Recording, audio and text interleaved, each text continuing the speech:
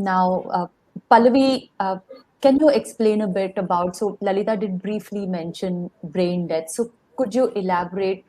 Because for the benefit of viewers over here, they should know what is brain death, under what condition the organs can be donated. So, if you could please elaborate on that. Um, so taking on from where Lalita, when she said, when families, we ask them to give, it's not just about saying, we are giving to save other lives. It's actually a privilege to be a donor. Despite Lalita's grief about having lost her son, I know that she's proud that she could have taken this decision, saved so many lives. It was a privilege that life gave her. Lalita, I'm sure you agree with me there. Absolutely. So Absolutely. I really want the audience to know that not everybody has the privilege to be an organ donor.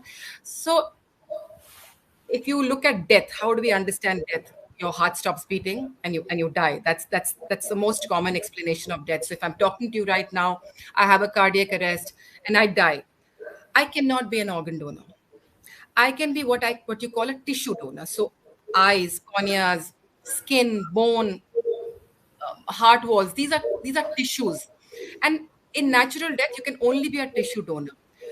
For me to be an organ donor, a solid organ donor, which involves organs like kidneys and liver and heart and lungs and pancreas and intestines, which are actually life-saving organs, I have to be what is called brain dead. So, in a very simple explanation, if you've had a serious injury to the brain, so very often accident cases, and that's why so many of our donors are young donors, like Lalita's son.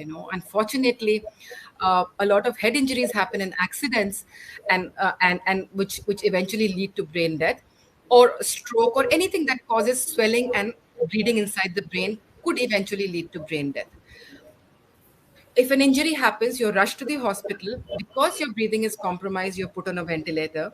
The doctors try and do whatever they can to control the swelling inside the brain. But if that does not happen, beyond a point, the oxygen supply to the brain is cut off and the brain dies. When the brain dies, it means the person has died. However, because the person had been put on the ventilator before all of this happened, the ventilator is still pumping the heart and the organs are still getting perforated blood, blood and oxygen. So it is a very unique condition where the person is dead, but the organs are still alive with the help of the ventilator.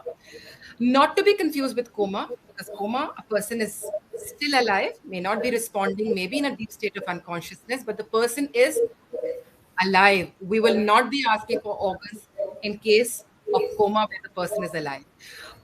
Brain death, however, is death. It's irreversible. There's no coming back out of brain death. Once the brain dies, it's died. It's established through a series of tests by a team of 4 doctors. The tests are repeated after 6 hours. Everything is documented. It's a 100% foolproof process. And only when death is declared, the family is approached. So it's very important, people who are listening out there, that you cannot be calling us from home and saying, so and so has died, can I donate the organs? No, you can only look at tissue donation. So everybody who dies can donate their eyes, but for solid organs, you have to be what is called brain dead. I hope that I made that clear, Jaya. Yeah, absolutely.